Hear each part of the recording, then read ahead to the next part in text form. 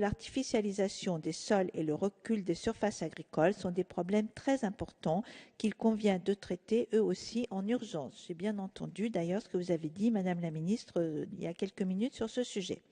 En conclusion, Madame la Ministre, la situation du logement demande des réponses rapides. Nous approuvons et apprécions votre réactivité. Nous soutenons votre volonté d'accélérer la construction et la rénovation. Merci Madame Bonneton. La parole est à Monsieur Jacques Krabal pour le groupe RRDP pour 10 minutes.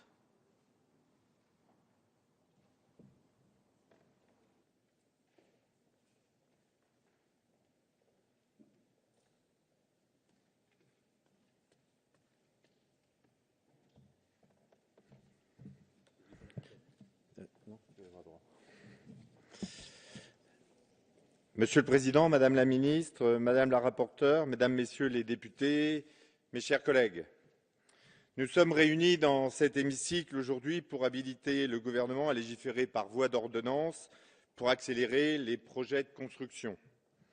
Une ordonnance, c'est un moyen pour le gouvernement de légiférer plus vite sans passer par l'examen approfondi du processus parlementaire traditionnel. Nous sommes donc là pour donner les moyens au pouvoir exécutif de mettre en place des mesures en urgence. Aucun parlementaire ne peut se réjouir de ce procédé. Il doit être réservé à des situations exceptionnelles et rester exceptionnel.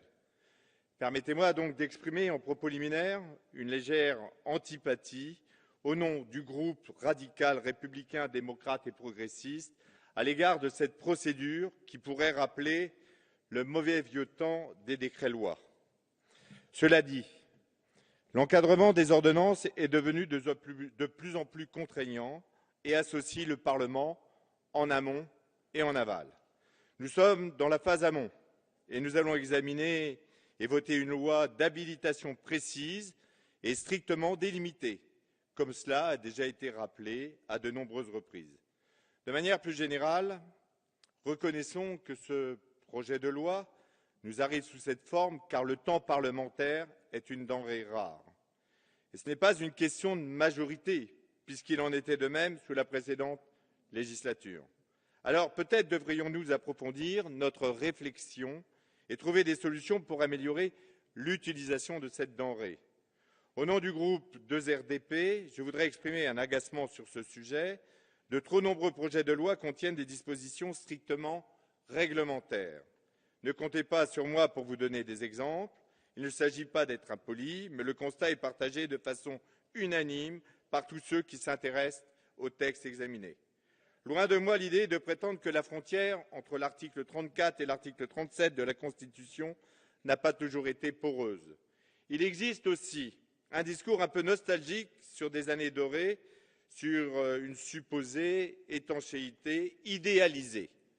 Mais force est de constater que la situation ne s'est pas améliorée. Et dans le même temps, nous avons une application extrêmement stricte de l'article 40 de la Constitution, avec une sévérité parfois absurde. Nous sommes nombreux à ressentir la variabilité du respect de la Constitution en fonction des articles. L'urgence et la situation spécifique du logement en France aujourd'hui justifient-elles cette procédure? Nous avons entendu beaucoup d'arguments qui plaident pour cela. Le logement est la priorité des priorités. Les députés du groupe de RDP sont évidemment d'accord, même si la formule est aujourd'hui trop galvaudée. Sans faire de discours larmoyants ou philosophiques, les députés du groupe des RP sont évidemment d'accord, discours larmoyants ou philosophiques, dire qu'un toit est la condition première de la dignité de nos concitoyens est une vérité simple, mais une vérité qui s'impose à tous. La gravité de la situation a été décrite. La crise des entreprises, du bâtiment nécessite bien quelques mesures urgentes qui sont du domaine de la loi. Et le paradoxe de la situation actuelle est connu. En 2012, moins 18% de ventes dans le neuf, moins 20% de construction, alors même que les Français éprouvent de plus en plus de difficultés pour se loger. Accélérer les projets de construction, voilà donc un bel objectif que les députés du groupe de RDP partagent. Et sachez, Madame la Ministre, que malgré nos réserves sur la forme, nous soutenons votre projet de loi, et d'abord parce qu'il est pragmatique. Vous montrez ainsi que le bon exemple en conjuguant pragmatisme et action politique. C'est assez rare pour être signalé. Nous vous soutiendrons pour de nombreuses raisons. Et en premier lieu, pour mettre fin à l'ensemble des recours abusifs. Ça a été déjà dit, mais je pense qu'il faut le répéter. Entre 30 000 et 35 000 logements sont bloqués par des recours abusifs avec des taux de rejet, des recours atteignant plus de 90% dans les grandes villes. Ça ralentit les projets pendant plusieurs années de façon totalement inutile. C'est même devenu un business. Franchement, c'est insupportable. Ce dévoiement des procédures de contrôle me semble tellement scandaleuse qu'elle pourrait justifier à elle seule la procédure des ordonnances. Nous avons tous entendu des plaintes sur ce point depuis des années. Jusqu'ici, rien n'avait été fait, ou pas grand-chose. Madame la ministre, ce problème est enfin traité. Nous ne prétendons pas que cela va régler tous les problèmes du logement, mais ça va dans le bon sens pour accélérer et surtout, ça mettra fin à des pratiques infernales. Ensuite, nous vous soutenons sur l'esprit de votre texte, la volonté d'engager un mouvement de simplification. Combien de fois avons-nous constaté le désarroi de nos compatriotes, de nos entrepreneurs, face à la complexification croissante et au nombre de normes qui s'imposent? Nous saluons la mise en place d'une procédure intégrée pour le logement avec des délais raccourcis pour tenir compte de la spécificité de ce secteur. Cela permettra d'éviter les nombreux freins auxquels se heurtent les projets d'aménagement. Certaines normes supérieures imposent des contraintes importantes, parfois discutables, et empêchent tout projet de construction sur des zones qui pourraient accueillir de nouveaux logements. C'est le cas des PPRI. Et je peux vous citer un exemple bien précis que je connais, celui de la rivière Marne.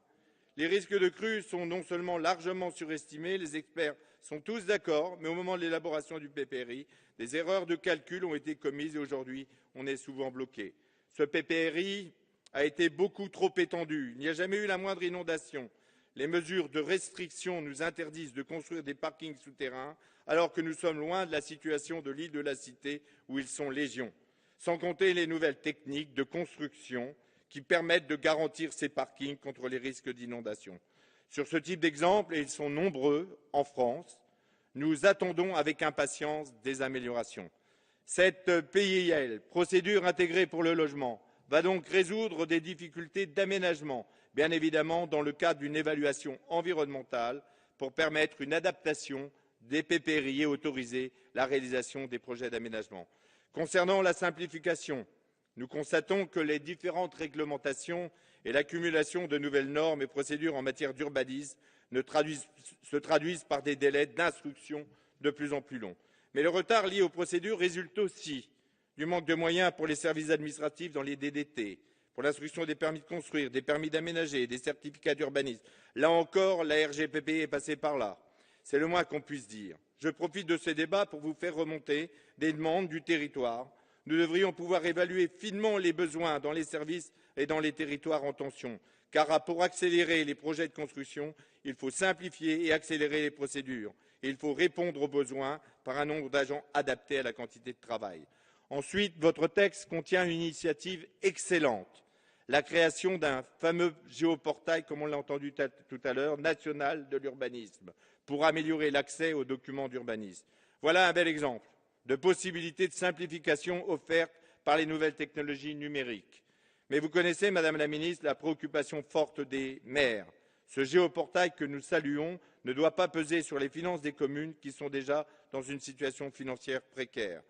Pour continuer sur une situation que je connais bien, afin de permettre le développement d'une offre de logement intermédiaire, il est impératif que les territoires en tension, c'est-à-dire où l'offre de logement est très inférieure à la demande, bénéficient rapidement du dispositif qui porte votre nom. Je profite de l'occasion pour vous le rappeler. Sans attendre une réforme des zonages, il faut accorder à ces territoires hors zone un contingent de logements bénéficiant des avantages de ce dispositif d'investissement locatif.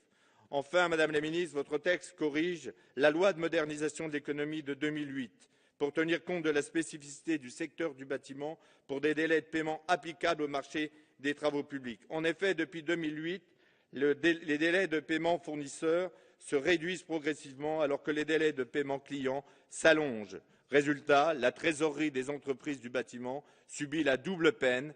Elle connaît une érosion des deux côtés et les entrepreneurs soulignent leur satisfaction devant cette proposition.